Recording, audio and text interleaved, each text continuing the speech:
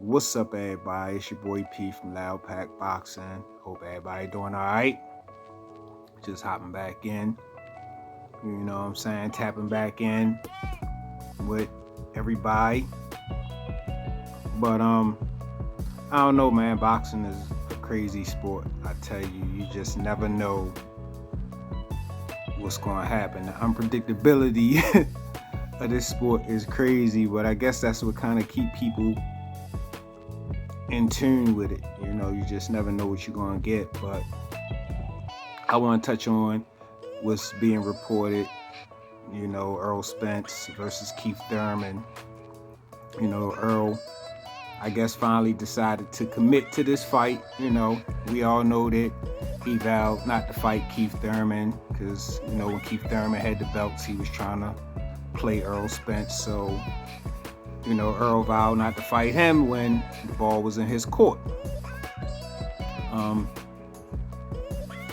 The ball is in Errol's court right now, and the ties have kind of changed for Keith Thurman. Keith Thurman is not the Keith Thurman he was a few years ago, and he's not a champion anymore. And right now, Errol is the man at 147.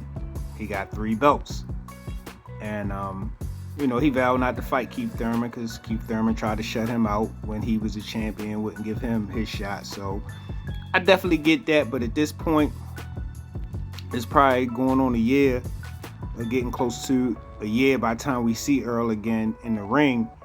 And you know, these are those prime years for Errol. He need to be, you know, staying busy and really, you know, putting the finishing touches on his legacy.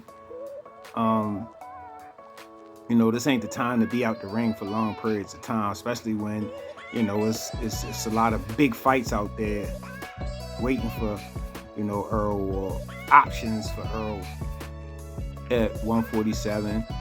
I mean, I guess at 154 too, and possibly 160, but let's start at 147. It's unfinished business at 147. You know what I mean? But the crazy thing about it is him and Thurman are fighting at 154. So it's just, why? Why are they fighting at 154? Errol was the champion at 147, but they allowing him to fight at 154. A guy that fights at 47, it just don't make no sense at all. I'm waiting for, you know, the Errol Spence fans to explain this one to me. You know, they definitely ran Terrence Crawford through the mud for wanting to stay active and defending his title at 147, what he's supposed to do. Y'all dragged him through the mud. But his Errol, you know, he gonna spin the block. He never gonna fight Keith Thurman, but here he is fighting at 154, fighting Keith Thurman. You know what I'm saying? But anyway, I can't even make sense of that. So like I said, if any of his fans on, y'all hop in the comments and explain that one to me. But he's gonna fight Thurman at 154, then move back down to 147 to fight Terrence Crawford. That don't make sense. That don't make sense, y'all. You know, and then like at his age, he don't really need to be bouncing up and down in weight like that. We saw what happened to Roy.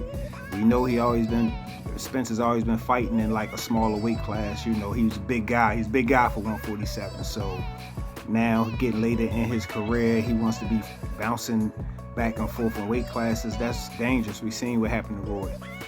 You know what I mean? Nothing about it really looks good.